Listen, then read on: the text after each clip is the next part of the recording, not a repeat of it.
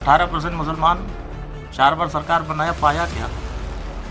खाली लॉलीपॉप। देखिए मौर्य जी वहाँ अभी विभीषण का काम कर रहे हैं। जब वो विभीषण का पूरा भूमिका निभा लेंगे तो वो रामचंद्र जी के साथ खड़े होने के लिए वो पीछे से खड़ा हो जाएंगे। समय आ रहा है उनका भी, मौका का तलाश कर रहे हैं कि जैसे मौका मिले लपक ले इधर से।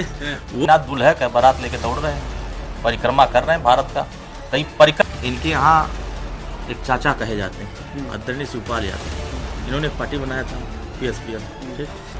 तो पार्टी बना करके धकिया के भगाए गए थे, तब ने पार्टी बनाए थे। ये सब भ्रष्टाचारी है। कोई आय से अधिक संपत्ति में है, कोई जमीन फरोख्त में भ्रष्टाचार किया हुआ है, तो कोई जमानत पर सब चल रहे हैं। तो जमानत वाले देश का समाजवादी पार्टी एकजुट होकर के भारतीय जनता पार्टी NDA की सरकार बनाने में योगदान करेंगे। कि प्रदेश अध्यक्ष जो इससे पहले थे वो ओम प्रकाश राजभर जी का फोटो पे माल्यार्पण करके कह रहे हैं कि ये मर चुके हैं, इनकी आत्मा मर गई है। उनके लिए क्या कहना चाहेंगे? ठीक है, चाचा भी आ जाएंगे।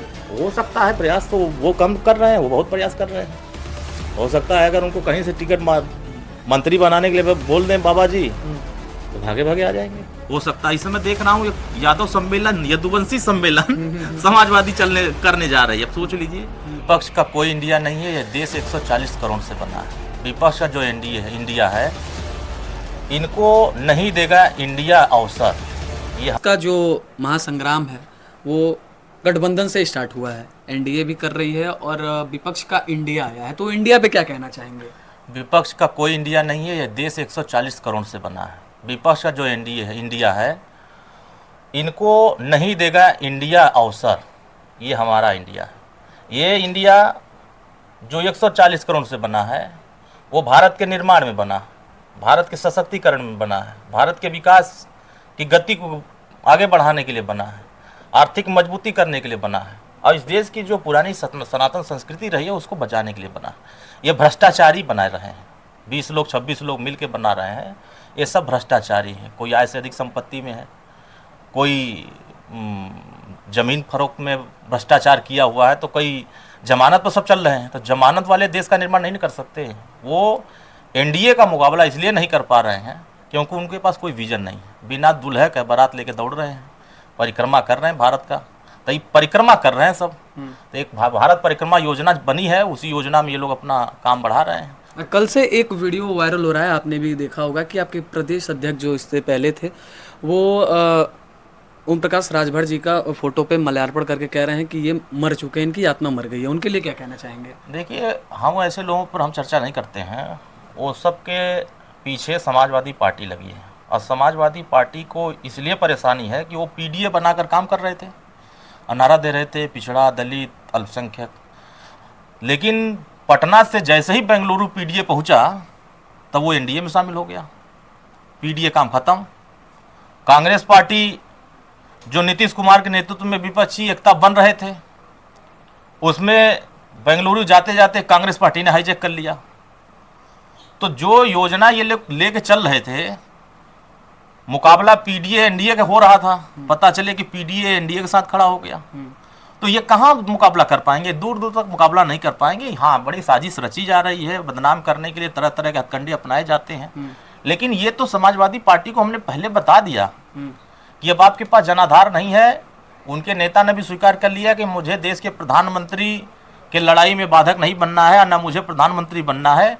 हाँ, सभी समाजवादी पार्टी एकजुट होकर के भारतीय जनता पार्टी NDA की सरकार बनाने में योगदान करेंगे।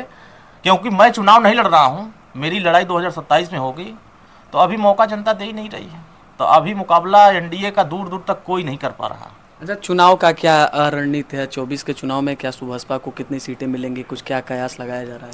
देखिए, जो उत्तर प्रदेश की 80 लोकसभा सीट है, उनको कैसे जीता जाएगा? हमारी सीट की लड़ाई नहीं है, हमारी जीत की लड़ाई हो रही है। जो सीटें हारे हैं, उन सीटों पर हम कार्यक्रम अपने बना रहे हैं, उस सीटों पर कार्यक्रम करेंगे और मजबूती से 80 लोकसभा सीट जीत करके देश के प्रधानमंत्री आदरणीय मोदी जी को तीसरी बार प्रधानमंत्री के रूप में भारत की जनता देखना चाहती है।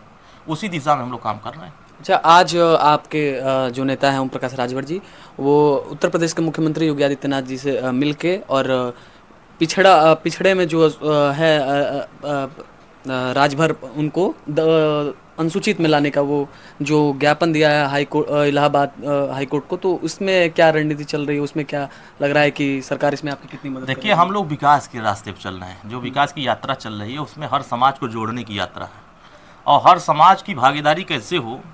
जो समाज अछूता रह गया है, जो समाज राजनीति में सामाजिक रूप से उठ नहीं पाया है, उसको उठाने के लिए हम लोग जैसे ही मुलाकात किए हैं, समाजवादियों को छाती फटने लगा।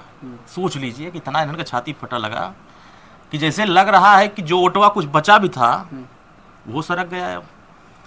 तो अब ना इनके साथ मुसलमान रहने को तैयार। 18% मुसलमान, 4 बार सरकार बनाया, पाया क्या? खाली लॉलीपॉप। तब वो कह रहा है कि जब विकास के रास्ते पर चलेंगे तो मेरा विकास होगा। इस बार मुसलमान आएंगे? बिल्कुल, भारतीय जनता पार्टी एनडीए के साथ खड़े हैं। पासमानदा सम्मेलन चल रहा है, इसीलिए चल रहा है।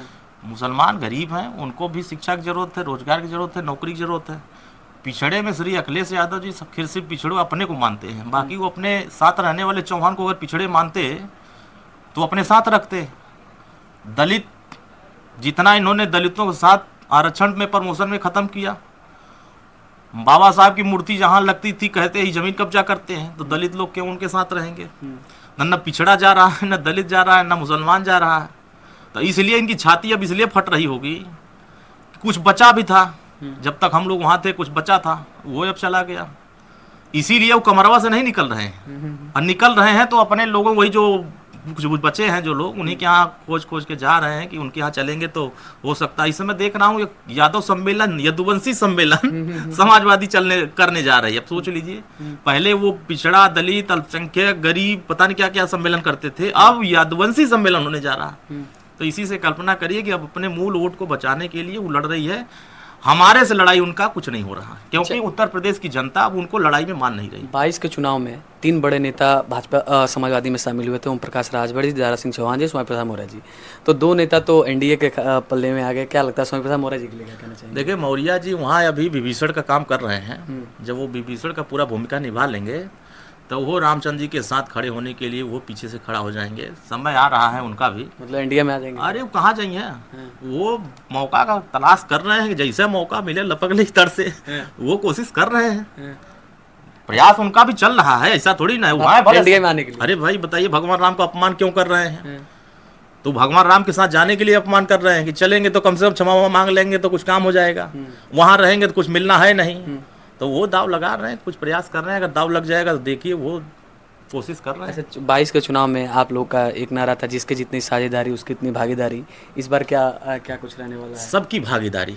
वो लड़ाई आज भी हमारी है, आज भी हमारे पुराने एजेंडे जो हमारी लड़ाई हो रही थी उस लड़ाई को हम लड़ रहे हैं। चाहे शिक्षा का मसला हो, चाहे रोजगार का मसला हो, आरक्षण का मसला हो। भर राजभर जाति को अनुसूचित जनजाति में शामिल करने के लिए 16 जुलाई को हाईकोर्ट ने एक नोटिस जारी किया राज्य सरकार को कि 2 महीने के अंदर राज्य सरकार प्रस्ताव बना दिल्ली भेजे। उसी सिलसिले में तो मुलाकात माननीय मुख्यमंत्री से हुई। अब मुलाकात में जो उन्होंने कहा कि नहीं, मैं तो चाहता हूं कि हर समाज का कल्याण हो। तो जब समाज के हर वर्गों का कल्याण करना चाहते हैं तो जल्दी प्रपोजल बनेगा, दिल्ली जाएगा, उसके बाद तो फिर देखिएगा देश की राजनीति में क्या होने वाला है। अच्छा, आज समाजवादी लोग, एक लास्ट मेरा सवाल है, समाजवादी लोग लगातार एक ट्रोल कर रहे हैं कि सबसे बड़े दुश्मन ओम प्रकाश राजभर जी जाके योगी आदित्यनाथ जी से मिल लिए, ये कैसे गिरने वाला कार्य है, उसके लिए क्या कहना चाहिए? देखिए, इनके यहाँ एक चाचा कहे जाते हैं, आदरणीय शिवपाल यादव। इन्होंने एक पार्टी बनाया था PSPL, ठीक। तो पार्टी बना करके धकिया के भगाए गए थे, तब ने पार्टी बनाए थे मंच पर। कौन भगाया था? हम तो भगाए नहीं थे, वही समाजवादी वाले। क्या क्या कहा था, कितना उल्टा सीधा बोला था। और जितना उल्टा सीधा इस देश में चाचा के लिए बोला गया, उतना उल्टा सीधा इस देश के किसी नेता के लिए नहीं बोला गया। अगर वो सुनेंगे भड़क जाएंगे हमारी बात पर। देखिएगा, आप डालिएगा अपने चैनल पर ना, वो हमको गरियाते उन लोगों को पेट नहीं भरेगा, क्योंकि उन लोगों की एक आदत बन गई है, जो गुंडागर्दी करना है, लोगों के साथ नफरत पैदा करना है, उनका एक कल्चर बन चुका। इसीलिए वो जो सोच रहे हैं, कांग्रेस से गठबंधन किया, चुनाव बाद खत्म कर दिया। बसपा से गठबंधन किया, चुनाव बाद खत्म कर लिया।